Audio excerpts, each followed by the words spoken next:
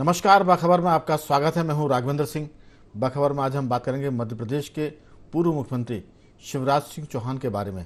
दरअसल उनके बारे में आज बात करने की जरूरत इसलिए भी है क्योंकि कल तक उन्होंने ये कहा था कि जब तक उनको दिल्ली नहीं बुलाएगी वो नहीं जाएंगे। मैं अपने लिए कुछ नहीं मांगूंगा, इससे अच्छा मर जाना पसंद करूंगा। ये जो उनके कुछ ऐसे संवाद हैं जो राजनीतिक सुर्खियां बने और इसके लोगों ने अपने अपने निहितार्थ निकाले। किसी ने कहा कि वो पार्टी से बगावत के संकेत दे रहे हैं, किसी ने कहा कि शिवराज सिंह की सहजता खत्म हो रही है, वो अकड़ रहे हैं, किसी ने कहा कि मुख्यमंत्री के पद से हटा दिया है इसलिए वो इस तरह की बातें कर रहे हैं। लेकिन अब जब उनकी मुलाकात राष्ट्रीय अध्यक्ष जेपी नड्डा से हुई और उसके बाद उन्होंने जो कुछ कहा उससे अंदाज लग रहा है कि जिस तरह की बातें लोग कर रहे थे दरअसल मामला सब उससे उलट है। और पूर्व मुख्यमंत्री शिवराज सिंह चौहान ने नड्डा से मिलने के बाद कहा कि वो पार्टी के कार्यकर्ता हैं, मिशन के रूप में काम कर रहे हैं और मिशन में जिस कार्यकर्ता की जहां जरूरत होती है पार्टी उसका उपयोग करती है। अपने लिए उन्होंने कोई पद नहीं मांगा, जो पार्टी कहेगी वो करेंगे। बहुत जोर देने पर उन्होंने ये जरूर कहा कि वो दक्षिण भारत का दौरा करेंगे, मध्य प्रदेश में भी रहेंगे और दिल्ली में भी रहेंगे। अब इन बातों के क्या मायने हैं, क्या अर्थ निकाले जाएंगे, ये आने वाले दिनों में जो राजनीति के पंडित वो तय करेंगे। लेकिन आज हम इस पर चर्चा करेंगे कि अब किस रूप में शिवराज, कल तक तो वो मध्य प्रदेश में बहनों के भाई, बेटी बेटियों के मामा थे, वो सब भांजियाँ थी। उन्होंने कहा कि ये रिश्ता बना रहेगा और इस रिश्ते का संबंध आत्मा से है और भावना से है। तो चर्चा शुरू करने के पहले बता दें कि हम दिल्ली में जो उन्होंने बात की मीडिया से वो आपको सुनवाएंगे और इस पर चर्चा के लिए हमारे साथ स्टूडियो में रहेंगे मध्य प्रदेश के वरिष्ठ पत्रकार श्री रमेश शर्मा जी, स्काइप पर रहेंगे डॉक्टर राहुल रंजन और टेलीफोन लाइन पर रहेंगे मध्य प्रदेश के वरिष्ठ पत्रकारों में शामिल रघुवर दयाल गोहिया जी। चर्चा शुरू करें उसके पहले सुनते हैं पूर्व मुख्यमंत्री शिवराज सिंह चौहान ने क्या कहा और उसके क्या निहितार्थ इस चर्चा में निकलेंगे, ये लोग निकालेंगे। पहले उनको सुनते हैं। भेंट करने आया था। राष्ट्रीय अध्यक्ष के नाते उनके नेतृत्व में हम काम करते हैं। वो मार्गदर्शक भी हैं और मेरे मित्र भी हैं, क्योंकि युवा मोर्चे में जब वो राष्ट्रीय अध्यक्ष थे मैं राष्ट्रीय महामंत्री था। लंबे समय तक हम लोगों ने साथ काम किया है। उनके साथ अगले काम के बारे में भी उन्होंने मुझसे चर्चा की है। पार्टी के कार्यकर्ता के नाते मैंने पहले कई बार कहा है कि भारतीय जनता पार्टी का काम मेरे लिए मिशन है, राष्ट्र की सेवा का, जनता की सेवा का। फिलहाल मैं विकसित भारत संकल्प यात्रा में मेरे कार्यक्रम बनेंगे, उनमें मैं जाऊंगा ही। हमारे प्रधानमंत्री माननीय नरेंद्र मोदी जी के मिशन को कैसे आगे बढ़ा पाऊं, उसी काम में मैं निरंतर लगा रहूंगा। मंत्रिमंडल के गठन के संबंध में भी उनके साथ चर्चा हुई है। आने वाले लोकसभा चुनाव के लिए भी जो वो भूमिका तय करेंगे उसमें मैं काम करूंगा। तो उन्होंने कहा कि आने वाले समय में जो पार्टी का निर्देश होगा उस पर वो काम करेंगे। उन्होंने ये भी कहा कि मध्य प्रदेश की जो सरकार है, जिसके मुख्यमंत्री डॉक्टर मोहन यादव हैं, मंत्रिमंडल विस्तार को लेकर, कैबिनेट को लेकर भी उनसे बातचीत हुई है। इसका खुलासा तो नहीं हुआ कि क्या चर्चा हुई, कौन मंत्री बनेंगे, किसको नहीं बनाएंगे। लेकिन इसमें कोई शक नहीं कि 4 बार के मुख्यमंत्री मध्य प्रदेश के रहे शिवराज सिंह चौहान का राष्ट्रीय स्तर पर भी बड़ा कद है और भारतीय जनता पार्टी के अतिरिक्त जो दूसरे दल हैं उसमें भी शिवराज सिंह के कद के कुछ गिने चुने नेता ही होंगे जो प्रदेश और राष्ट्रीय स्तर पर जाने जाते हैं। खासतौर से उनकी जो छवि है, जो सहजता है, इस पर बहुत सारी बातें लोग कर रहे हैं और अभी आगे भी होंगी। तो चर्चा की शुरुआत करेंगे हम। हमारे साथ रमेश शर्मा जी है, डॉक्टर राहुल रंजन है और रघुवर दयाल गोहिया जी। आप सभी का बहुत बहुत स्वागत है। चर्चा की शुरुआत शर्मा जी आपसे कि ये जो मामला है 3 दिसंबर के बाद मध्य प्रदेश में एंटी इनकम्बेंसी की चर्चा को नतीजों ने नकार दिया। लोग कह रहे थे कि बीजेपी बहुत बॉर्डर लाइन से सरकार में बनेगी, किसी ने कहा था कि कंफर्टेबल मेजॉरिटी आएगी। मुख्यमंत्री शिवराज सिंह चौहान ने भी परिणाम आने के पहले कहा था कि हम आराम से सरकार बनाएंगे और 140 के आसपास हमारी सीटें आएंगी। लेकिन लाडली बहना का जो मामला है, जिसे कुछ लोग खारिज भी कर रहे हैं, लाडली बहना के अलावा इतना भारी बहुमत आएगा, ये एक सर्वे रिपोर्ट भी आई है। अभी स्टेट बैंक ऑफ इंडिया ने एक सर्वे किया है, उस सर्वे में कहा गया है कि 25 ऐसी सीटें हैं जो बहुत मार्जिन के साथ जहां हार जीत होती थी वो लाडली बहना के बाद बीजेपी के खाते में चली गई। तो अगर 130-40 का जो एवरेज आंकड़ा भाजपा के लोग बता रहे थे, उसमें अगर 25-30 सीटें और जोड़ देते हैं तो ये जो अंक है ये 163-65 के आसपास पहुंच जाता है। तो लाडली बहनों की भूमिका से इस बार की भाजपा सरकार में को अनदेखा नहीं कर सकते। आपको क्या लगता है कि जो कद शिवराज सिंह चौहान ने हासिल कर लिया है वो 4 बार के मुख्यमंत्री के नाते, और खासतौर से जो आधी आबादी है महिलाओं की, उससे जो उन्होंने एक भावनात्मक रिश्ता जोड़ा है, भाई का, मामा का, भांजे भांजिया, जो वो अक्सर कहते हैं कि वो तो मेरी हमेशा रहेंगी। आपकी राय, देश भर में कोई शिवराज सिंह की जोड़ का ऐसा कोई नेता है जिसने अपने मुख्यमंत्री कार्यकाल में वोटर के साथ ऐसा आत्मा का, मन का रिश्ता जोड़ा हो, और जिसके लिए दिल्ली दूर है कि पास है वो अलग बात है, लेकिन क्या लगता है उनका भविष्य, और क्या जो कुछ उन्होंने कहा है उसमें आप क्या देख पा रहे हैं भीतर झांक कर? देखिए राघवेंद्र जी, ये बात बहुत स्पष्ट है, मीडिया में क्या खबरें आती हैं और मीडिया में क्या विश्लेषण होता है वो एक बात अलग है, लेकिन कुल मिलाकर के शिवराज जी को इस बात का अंदाज था कि मध्य प्रदेश में कोई नया नेतृत्व होगा, ये उनको अंदाज था। उसके साथ भी उन्होंने पूरी ताकत के साथ पार्टी को जिताया। जो पूर्वानुमान आ रहे थे, उन पूर्वानुमानों में जो भाजपा के पक्ष में अधिकतम सीट किसी ने दिखाई थी तो वो 153 सीटें थी। तो 163 की कल्पना किसी को नहीं थी। आमतौर पर, जैसे मैं खुद भी बताऊं, जो मैंने फेसबुक पर भी लिखा है, मुझे भी 130 के से प्लस थी, भाजपा के 130 से प्लस होगी, लेकिन 163 की कल्पना। ये जो फिगर पहुंचा है, इस फिगर में केवल और केवल 2 ही चीजों को श्रेय है। आधारभूत जो जमीन तैयार हुई वो लाडली बहना की योजना से तैयार हुई, और मोदी जी की छवि जो थी, उनकी जो गारंटी थी, वो वोट में जाकर के बदली। इस पर भाजपा को ये मिला। दूसरा, जहां तक है, हम लोगों ने खुद भी चर्चा इसी चैनल में, इसी कार्यक्रम में की है कि शिवराज जी को आगे चल करके या तो राष्ट्रीय नेतृत्व में कोई बड़ी जिम्मेदारी उनको संगठन में दे, या उनको केंद्रीय मंत्रिमंडल में ले, इस बात की प्रबल संभावना है, जो हमको आज दिख गई। वो जो 2-3 सेंटेंस शिवराज जी के जो हैं, वो कहीं ना कहीं अधूरे सेंटेंस बीच में से उठाए गए हैं। शिवराज जी का अगर अपन पूरा जीवन देखें, उनकी पूरी राजनीति, क्योंकि भगवान जी की कृपा से जब वो छात्र राजनीति करते थे तब से मैं पत्रकारिता में हूँ और मैंने उनकी बहुत सी गतिविधियों को देखा है। शिवराज जी ने अपनी तरफ से कभी भी कोई पद नहीं मांगा। जो पद संगठन ने दिया है वो उनको मिला है। संगठन की भावना के विरुद्ध केवल एक बार उन्होंने प्रदेश अध्यक्ष का चुनाव लड़ा था मध्य प्रदेश में, और वो भी ठाकरे जी के संकेत पर लड़ा था। उन दोनों जो भी ऊपर जो भी चल रहा हो, तो ठाकरे जी ने संकेत किया, उस आधार पर उन्होंने एक प्रदेश अध्यक्ष का चुनाव लड़ा।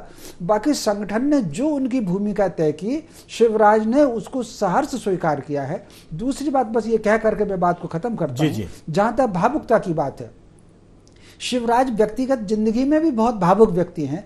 न केवल ये भावुकता उनकी राजनीति में दिखती है, बल्कि व्यक्तिगत जीवन में भी आप देखें, जब वो खेतों में काम करते थे तब मजदूर को लेकर के वो कितने भावुक हुए थे। जब वो छात्र राजनीति मॉडल स्कूल में करते थे तो एक बड़ी ऐसी घटना हुई भावुकता में, जो उन्होंने प्रिंसिपल से जो चर्चा की, उसका लाभ फिर उनको मिला कि वो सारे छात्र उनके नेतृत्व में काम हुआ, और 2 साल में फिर वो छात्र संगठन के अध्यक्ष भी बने। जब वो सांसद बने तो बेटियों को गोद लेकर के उनको पालना, उनकी शादी करना, ये एक भावुक व्यक्ति का ही है। और वो जहां भी काम करते हैं दीवानों की तरह काम करते हैं। एक उदाहरण मैं देना चाहता हूं, यद्यपि ये प्रसंग नहीं है। जिन दोनों 1977 में जब उनको ये काम मिला, तब तो वो 18 साल के पूरे होने वाले थे या हो ही रहे थे। तो उस समय जब काम मिला के आम सभाओं की, बड़े नेताओं की आम सभा को प्रचार करेंगे, जब वो गांव में हाट में जाते थे तो पीठ पर उनके बैटरी बंधी रहती थी, हाथ में माइक रहता था, और वो जो खड़े नमक की बोरियां होती थी, 4 बोरी 3 बोरी इकट्ठी करके उस पर खड़े होकर भाषण देने लगते थे। तो ये दीवानापन उनका काम में है। वही दीवानापन इस विधानसभा चुनाव प्रचार में दिखा, और मैं समझता हूँ वही दीवानापन अब लोकसभा चुनाव प्रचार में भी दिखेगा। बिल्कुल। दीवानगी की जहां तक बात है तो वो कहते हैं कि मुझे जुनून है और मैं जज्बात से काम करता हूं। जब आपने संकेत दिया कि उनको ये अंदाजा था कि इस बार वो मुख्यमंत्री नहीं बनेंगे, पार्टी को जब बहुमत मिलेगा, इसके बावजूद उन्होंने मध्य प्रदेश में 160 सभाएं की, 160 सभाएं और 163 सीटें। नहीं कहते कि ये शिवराज सिंह चौहान अकेले की वजह से थी, पूरी बीजेपी, नरेंद्र मोदी, अमित शाह की इसमें रणनीति, बहुत सारे काम हो सकते हैं। लेकिन राहुल जी, आप किस ढंग से देख रहे हैं शिवराज सिंह चौहान के अंदाजे बयां को, जो उन्होंने दिल्ली में कहा और जो मध्य प्रदेश में वो कहते आए हैं? तो जुनून तो है, इसमें कोई शक नहीं, तभी कोई आदमी 4 बार का मुख्यमंत्री होता है। ऐसे आसानी से कोई आदमी पार्षद भी नहीं बन पाता, और हम और नीचे जाएं तो वो गांव में ग्राम पंचायत में पंच सरपंच भी नहीं हो पाता। 4 बार का मुख्यमंत्री बड़ी बात है, और जो उनका अंदाज है वो क्या दर्शाता है कि वो भारतीय राजनीति में अभी कहाँ तक जा सकते हैं, क्योंकि दक्षिण भारत के दौरे की बात हो रही है और उनके लिए कोई पद की बात हो रही है, तो जाहिर है कि जो उनका कद है तो पद तो उनको पार्टी देगी, और संघ भी उनके पीछे खड़ा हुआ। इस तरह के संकेत मिलते हैं बातचीत में। आपकी राय? राघवन जी, मैं जहां तक समझता हूँ, कहावत अपने यहाँ कहते हैं ना कि आंधी आवे बैठ गवावे। तो शिवराज सिंह चौहान उन नेताओं में से है कि जो हवा के रुख को समझ रहे हैं कि आंधी किस तरफ से आ रही है, हवा कैसे बह रही है, और जितनी तेज हवा इस समय बह रही है भारतीय जनता पार्टी में, मैं नहीं समझता कि शिवराज सिंह चौहान उसको समझ नहीं पाए। उसको बड़ी भांति समझ चुके हैं वो कि इस आंधी का सामना करना उनके सामने बहुत मुश्किल खड़ी कर सकता है। इसलिए उन्होंने, यदि आप इनके बयान को देखिए, कि उन्होंने कहा था मैं कुछ मांगने नहीं जाऊंगा दिल्ली, मर जाना पसंद करूंगा। तो आप उस बयान को देखिए, और आज दिल्ली में जो उन्होंने कहा है कि पार्टी जो कहेगी, हर सवाल के जवाब में एक ही चीज सामने उभर कर आई है कि पार्टी जो निर्देश करेगी उस पर मैं काम करूंगा, मैं पार्टी के लिए ही बना हूं, मैं कुछ मांगता नहीं हूं। तो इससे स्पष्ट समझ में आ रहा है कि शिवराज सिंह चौहान जितने सहृदय है, जिस तरीके की राजनीति को वो अब तक चलाते आए हैं, उस राजनीति के वो बिल्कुल माहिर खिलाड़ी हैं, और वो समझ चुके हैं कि यदि मध्य प्रदेश की राजनीति से उनको दूर किया जा रहा है, तो इसका मतलब ये है कि केंद्र में भी, मैं जहां तक समझता हूं कि आज की स्थिति में भले ही नरेंद्र मोदी प्रधानमंत्री हो गए, लेकिन शिवराज सिंह चौहान का कद उनसे कम तो नहीं बैठता, चाहे वो सीनियरिटी को लेकर के हो या अनुभव को लेकर के हो। तो सब तरफ से शिवराज सिंह चौहान इस समय जो भारतीय जनता पार्टी है उसमें बिल्कुल एक मजा हुआ, और एक अनुभवी व्यक्ति है, और जिसका उपयोग भारतीय जनता पार्टी करना चाहती है, वो किस उपयोग में करेगी, कहां करेगी, कैसे करेगी, ये तो शिवराज सिंह चौहान बता सकते हैं। लेकिन मैं जहां तक समझता हूं कि केंद्रीय नेतृत्व को भारतीय जनता पार्टी के उनके अनुभवों को समझना चाहिए और उन्हें ऐसी जिम्मेदारी देना चाहिए। लेकिन दूसरी ओर एक चीज और है कि मध्य प्रदेश 18 वर्षों में जिस तरीके से उन्होंने चलाया है, जिस तरीके से योजनाओं को लेके आया है, यदि शिवराज सिंह चौहान मध्य प्रदेश में नहीं है और केंद्र में यदि वो सक्रिय हो जाते हैं, तो उनके सपनों पे, मध्य प्रदेश में जो सपना उन्होंने देखा था उस पे बहुत हद तक तो पानी फिरेगा। और जो भावनात्मक जिस रिश्ते की आप बात कर रहे हैं कि बहुत जमीनी स्तर पर, अकेले महिलाओं से नहीं बल्कि हर वर्ग के लोगों के साथ में, किसानों के साथ में, युवाओं के साथ में, कर्मचारियों के साथ में, इतने लंबे समय से जो उन्होंने रिश्ते बनाए हैं, उन रिश्तों में कहीं ना कहीं खटास तो आएगी जरूर। और लेकिन शिवराज सिंह चौहान उन रिश्तों को तो खोना नहीं चाहेंगे, और वो टसक, यदि वो केंद्र चले भी जाते तो वो टीस मन में बनी रहेगी बार बार। तो दो संदेश है कि यदि केंद्र की राजनीति करते शिवराज सिंह चौहान, तो उनकी निगाह मध्य प्रदेश पे बनी रहेगी, और मध्य प्रदेश में जो भी नेतृत्व कर रहा है, या जो भी सीएम बनेगा, जो भी कैबिनेट रहेगी, जो भी मंत्रिमंडल रहेगा, उनके द्वारा शुरू की गई योजनाओं को यदि गति नहीं मिलती है तो ये मलाल तो होगा। राहुल जी, दरअसल वो जो लाइन खींच के चले गए हैं मुख्यमंत्री पद की, उस हिसाब से हर दिन मुख्यमंत्री जो वर्तमान में है उनके कामकाज की और शिवराज जी के कामकाज की तुलना लोग करेंगे, चाहे उनके व्यवहार की बात हो, आचरण की बात हो, और रिश्ते बनाने की बात हो, ये सब चीज़ें तो आएंगी। लेकिन जो बीच में आपने पूरी चर्चा में एक बात कही कि उनका कद प्रधानमंत्री नरेंद्र मोदी से कम नहीं है, ये उनके लिए नुकसानदेह। राजनीति में अब बड़े दिल के लोग कम बचे। हम नहीं कहते कि नरेंद्र मोदी का दिल छोटा है या बड़ा है, लेकिन अब इस तरह की तुलना अगर होती है तो जिसकी तुलना की जाती है उसका नुकसान हो जाता है। तो इसकी ये शब्दावली जब जब इस्तेमाल होगी कि नरेंद्र मोदी के कद के बराबर है, उनसे थोड़े छोटे हैं या उनसे कम नहीं बैठते हैं, ये चीज़ जरूर शिवराज सिंह चौहान को नुकसान कर सकती है आने वाले दिनों में, अगर किसी का दिल छोटा हुआ तो। क्योंकि सलाहकार सब जगह होते हैं। मैं लौटूंगा आपके पास रघुवर जी। दरअसल अब हर दिन इस बात की तुलना होगी कि शिवराज सिंह चौहान के कार्यकाल में क्या होता था, अब क्या हो रहा। उस लिहाज से जो कुछ लाइन खींच रही है, जो लाइन खींचेगी, वो चर्चाओं में आएगी, और एक तरह से ये शिवराज सिंह चौहान के कद को दिखाएगी भी, और डॉक्टर मोहन यादव को भी इस बात की प्रेरणा देगी कि वो कम से कम उस लाइन से आगे निकले जो शिवराज सिंह चौहान खींच के चले गए, चाहे वो लोगों से रिश्ते बनाने की बात हो, कामकाज की बात हो। एक बात मैं और जोड़ूंगा कि पूर्व मुख्यमंत्री दिग्विजय सिंह अक्सर कहा करते थे अपने कार्यकाल में कि मेरे पास जितने लोग आते हैं सबका काम तो मैं नहीं कर पाता, क्योंकि हर एक के काम हो भी नहीं सकते। लेकिन वो कहते थे कि मैं गुड़ ना दे सकूं, लेकिन गुड़ जैसी बात तो कर सकता हूं। तो एक मुख्यमंत्री, एक लीडर को अगर उसके पास कोई आए तो काम भले ना करे, व्यवहार से वो इतना संतुष्ट कर दे कि ठीक है काम तो नहीं हुआ लेकिन आदमी बहुत अच्छे हैं, ये चीजें भी होंगी। रघुवर जी, आपकी राय? जी राघवेंद्र जी, जैसा कि अभी आदरणीय रमेश शर्मा जी ने कहा था कि मुख्यमंत्री जी को ये अंदाजा जरूर था कि सत्ता में पार्टी आती है तो नेतृत्व परिवर्तन होगा, लेकिन उन्होंने ये भी कहा कि वो इतने जुनूनी नेता रहे हैं छात्र राजनीति से ही कि जिस काम के प्रति वो लग जाते हैं उसे अंजाम तक पहुंचाते हैं, एक बात। दूसरी बात कि वो इतने शांत और इतने विनम्र और इतने बड़े दिल के नेता हैं कि ये जो तुलनात्मक जो बातें हैं, मुझे लगता है कि उनकी सेहत पे इससे कोई असर नहीं पड़ेगा, जिसे जो कहना है कहे। क्योंकि आप याद करिए, उन्होंने जो है प्रेस कॉन्फ्रेंस में दिल्ली में भी एक बात कही है कि जब आप किसी बड़े मिशन के लिए काम करते हैं तो फिर वहाँ व्यक्तिगत बात कुछ नहीं रह जाती, फिर पार्टी तय करती है कि आप कहाँ काम करेंगे, आपकी भूमिका क्या होगी। तो सीधी सीधी बात यह है कि भारत विकसित संकल्प यात्रा जो 2047 के नाम से जानी जाती है, जो जारी हो गई है, उसके लिए माननीय शिवराज सिंह जी की भूमिका जो है राष्ट्रीय स्तर पर संगठन निश्चित रूप से तय कर चुका है। और जो दक्षिणी राज्यों में उनके दौरे की बात हो रही है वो उसी का संकेत है।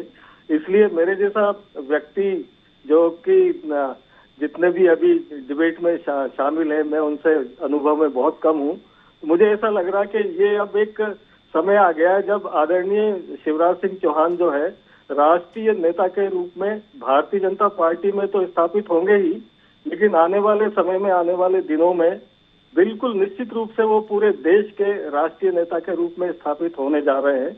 ऐसा मेरा विश्वास है, ऐसा मुझे लगता है। रही बात मध्य प्रदेश की, तो जैसा आपने भी बताया कि वो 4 बार के मुख्यमंत्री रहे हैं और उनका मध्य प्रदेश से लगाव है, निश्चित रूप से लगाव है, था और रहेगा भी, क्योंकि मध्य प्रदेश ने ही उनको इस मुकाम तक पहुंचाया है। और दिल से मध्य प्रदेश की जनता भी जो है उन्हें बहुत चाहती है, इसमें भी कोई दो राय नहीं।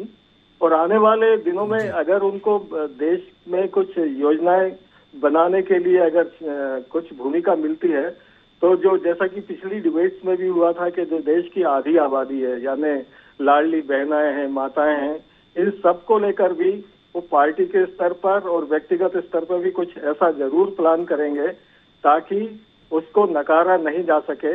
यानी नारी शक्ति, महिला शक्ति की जो बात हो रही है, उसे केवल अभी तक शब्दावलियों में ही हम लोग देखते थे, और जैसे दुर्गा सप्तशती में भी नारी की बड़ी पूजा, आराधना और श्रद्धा भाव से उन्हें देखा जाता है। लेकिन वास्तविक धरातल में जब हम महिला शक्ति की बात करते हैं, महिलाओं की बात करते हैं, तो अब जाकर ऐसा लगा था कि मध्य प्रदेश में शिवराज सिंह जी ने उनको वास्तव में शक्ति देने का काम प्रारंभ कर दिया है।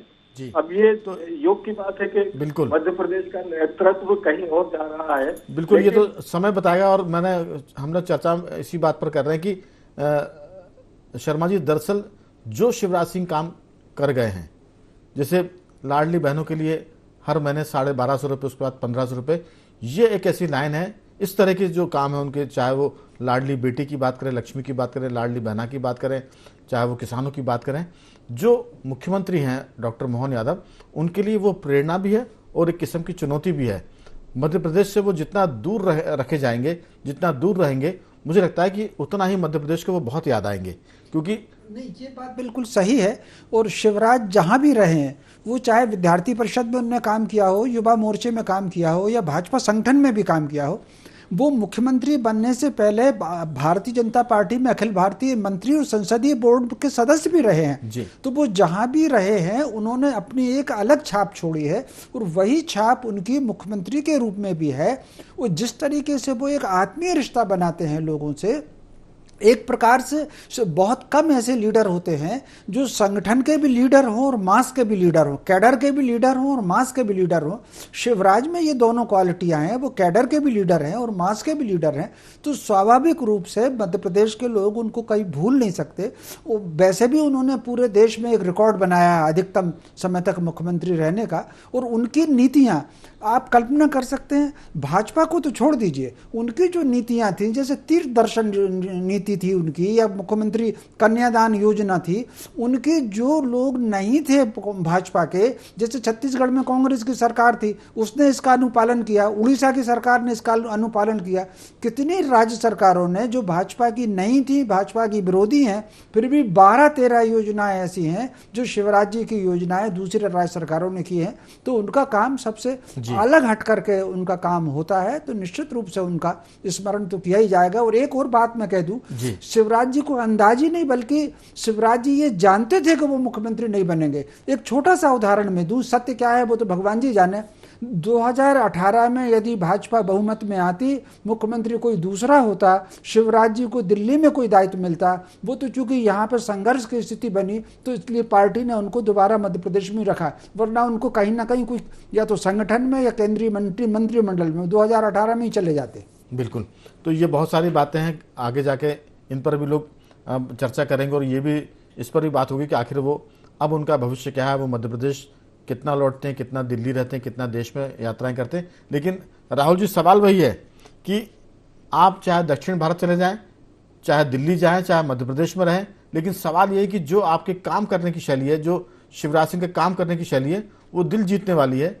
चाहे विद्यार्थी परिषद में काम किया या उसके पहले की गाँव की बात करें, जब वो अपने गाँव में थे तो वहाँ मजदूरों का संगठन बना के उन्होंने उस जमाने में हड़ताल कर दी थी। वहाँ जो उनका गृह गाँव है, जैत की बात है, उसको कई बार उन्होंने बातचीत में उसका जिक्र भी किया है। तो वो जो उनका काम करने का अंदाज है, वो प्रेरणा भी है और चुनौती भी है जो काम कर रहे हैं उनके लिए राजनीति में। एक चीज़ मैं और बोलूँगा कि मध्य प्रदेश में वो मुख्यमंत्री बाद में बने, लेकिन मध्य प्रदेश के मुख्यमंत्री बनेंगे ये पहले से लोगों ने तय कर लिया था। जैसे लोगों के बारे में मैं थोड़ी सी बड़ी तुलना कर रहा हूँ, हालांकि शिवराज जी का कद उनके बराबर नहीं है, लेकिन उदाहरण के लिए कह सकते हैं कि देश ने अटल बिहारी वाजपेयी को पहले प्रधानमंत्री मान लिया था, वो बने बहुत बाद में जाकर। वैसे ही मुख्यमंत्री के तौर पर तो शिवराज सिंह बाद में मुख्यमंत्री बने, लेकिन पार्टी ने और लोगों ने उनको पहले मुख्यमंत्री जैसा प्यार दिया था और वो जनता के बीच में उतने चर्चित भी थे और लोकप्रिय भी थे। तो ये सारी बातें हैं जो उनको बड़ा करती हैं, और सबसे बात उनकी सहजता है जो हर चीज़ के लिए, हर पार्टी के लिए मेरे ख्याल से काम की प्रेरणा भी और चुनौती भी। आपकी राय बहुत संक्षेप में। नहीं, राघवन जी कहते हैं कि आदमी को देख करके जो नेतागिरी करते हैं, राजनीति में जो लोग उतरे हैं, उनको देख करके आप अनायास ही कभी कभार कहते हैं नेता हो तो ऐसा हो। तो वो बात चीज थी शिवराज सिंह चौहान में। दूसरी चीज क्या होती है कि मंच को बांधने वाला और पब्लिक सामने वाली जनता को मंत्रमुग्ध कर देने वाले ऐसे वक्ता बहुत कम राजनीति में आपको देखने को मिलेंगे, जो बिल्कुल मंच को बांध लेते हैं और सामने वाला आदमी उनको सुनने के लिए लालायित होता है। वो शिवराज सिंह चौहान में वो कला है।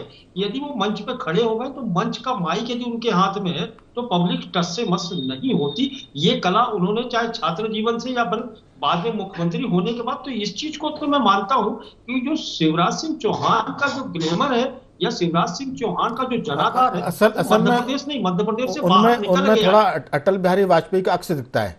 थोड़ी सी बीजेपी के हर लीडर की कोशिश होती है कि वो वाजपेयी जी के कॉपी करे, तो थोड़ा हमें लगता है कि अटल जी की छाया, अटल जी का अक्स, क्योंकि जिस विदिशा क्षेत्र से अटल जी सांसद हुआ करते थे, उसी जगह से अटल जी ने जब वो सीट छोड़ी थी तब उस क्षेत्र से, विदिशा से वो वहाँ सांसद रहे। हमें लगता है कि ये एक तरह से उनकी छाया भी, आशीर्वाद भी मान सकते हैं अगर पार्टी स्तर की बात की जाए तो। जी राहुल जी। नहीं, होता है ना, असर तो पड़ता है ना। जो आपका गुरु रहा हो, जिससे लेकर के आपने दीक्षा ली हो, तो वो तो समझ में आता है, कहीं ना कहीं अंश तो आता है, तो वो अंश तो दिखाई देता है। आप ये देखिए, मतलब पूरे देश में ऐसा कोई बहुत कम शिवराज सिंह चौहान की बराबरी करेगा जो मंच को साध सकता है। तो अब ऐसी स्थिति में आप समझिए कि यदि राष्ट्रीय लेवल पर उनको जिम्मेदारी दी जाती है तो वो उनका कहां किस लेवल तक जाएंगे ये तो केंद्रीय नेतृत्व को। लेकिन एक चीज मुझे खटक रही है कि जो शिवराज सिंह चौहान का जो कद है, आज राष्ट्रीय स्तर पर उनको जो ऊंचाई मिलना चाहिए तो उस ऊंचाई पर पहुंच पाएंगे कि नहीं पहुंच पाएंगे, क्योंकि वर्तमान जो परिप्रेक्ष्य राजनीति का देख करके मुझे ऐसा नहीं पता नहीं क्यों मन में खटक रहा है कि ऐसा ना हो कि शिवराज सिंह चौहान को, अब ये कहां तक बात सच होगी या नहीं होगी, लेकिन ये काफी दिनों से मेरे पास अटक रहा है कि ऐसा नहीं हो कि बहुत महत्वपूर्ण भूमिकाओं में शिवराज सिंह चौहान को किसी राज्य का राज्यपाल का पद दे दिया जाए और जिसमें जाकर के एक तूफान को रोकने की चेष्टा हो सकती है। अब ये मैं कल्पना कर सकता हूँ, ये सिर्फ कयास लगा रहा हूँ। बहुत सारी कल्पनाएं अभी लोग कर रहे होंगे, बस उनके शुभचिंतक भी कल्पनाएं कर रहे होंगे, भाजपा के भीतर भी हो रही होगी, जो आप कह रहे हैं ये कल्पनाएं भी होंगी, लेकिन अभी शिवराज सिंह चौहान में बहुत माने राजनीति बाकी है और ये मुझे लगता है कि बीजेपी के भाजपा के लिए भी नुकसानदेह होगा इस तरह के कदम और भारतीय राजनीति के लिए भी। तो ये बहुत सारी बातें, लेकिन बहुत छोटी सी राय आपकी रघुवर जी। शिवराज सिंह चौहान भाग्य के भी धनी है, चौथी बार जब मुख्यमंत्री बने तब किसी को अंदाज नहीं था। वो कई बार जरूरी भी होते हैं और कई बार मजबूरी भी होते हैं, ये भी उनके साथ है। आपकी छोटी सी राय। आपने माननीय स्वर्गीय अटल बिहारी वाजपेयी जी से तुलना की है, बिल्कुल वो मैंने तुलना नहीं की, मैंने कहा कि मैं उनका उदाहरण दे रहा हूँ। जी जी जी जी बिल्कुल वो उदाहरण है। ऐसे ही एक उदाहरण और हम ले सकते हैं स्वर्गीय अर्जुन सिंह जी को लेके। आपको याद है वो भी मुख्यमंत्री थे और अचानक समय कम है रघुवर जी, जल्दी से करें बात पूरी। जी जी मैं सिर्फ यही कहना चाहता हूं कि जिस तरह का कद और आभा मंडल अर्जुन सिंह जी का था, उससे कहीं ज्यादा मुझे शिवराज सिंह जी का कद और आभा मंडल लगता है, और वो निश्चित रूप से देश की राजनीति में एक बहुत बड़ी भूमिका अदा करने वाले हैं। जी, अर्जुन सिंह का जो आभा मंडल है उसमें धमक भी थी, चमक भी थी और चाणक्य नीति भी थी। शिवराज सिंह जी के आभा मंडल में सहजता है, सरलता है और हमें लगता है कि सबको जोड़कर चलने की जो उनकी नीति है वो कहीं ना कहीं उनको सबसे अलग बनाती है। अगर कोई आपकी एक आध टिप्पणी, समय तो खत्म हो गया इस पूरे मामले में रमेश जी। रूप से शिवराज जी का पार्टी भी इस उपयोग करेगी और उनको केंद्रीय मंत्री या संगठन में कोई बड़ा पद उनको मिलने वाला है और उनको एक से अधिक प्रांतों की जिम्मेदारी मिलेगी लोकसभा चुनाव में। इसमें कोई शक नहीं, भाजपा के भीतर या दूसरी पार्टियों में नरेंद्र मोदी के बाद अगर कोई आदमी है तो वो शिवराज सिंह चौहान है, जो देश भर में कद के रूप में जाने जाते हैं। तो चलिए इस चर्चा को हम ये रोकते हैं। अब किस रूप में शिवराज पहचाने जाएंगे ये बहुत जल्दी, हमें लगता है एक आध महीने में या 15-20 दिन में तय हो जाएगा। आप सभी का बहुत बहुत धन्यवाद कि आपने चर्चा में हिस्सा लिया। राहुल जी आपका साधुवाद, रघुवर जी आपका भी, और शर्मा जी आपका बहुत बहुत धन्यवाद कि आपने इस चर्चा में अपने विचार व्यक्त किए। तो बखबर में आज सिर्फ इतना ही। बने रहिए हमारे साथ और देखते रहिए IND24।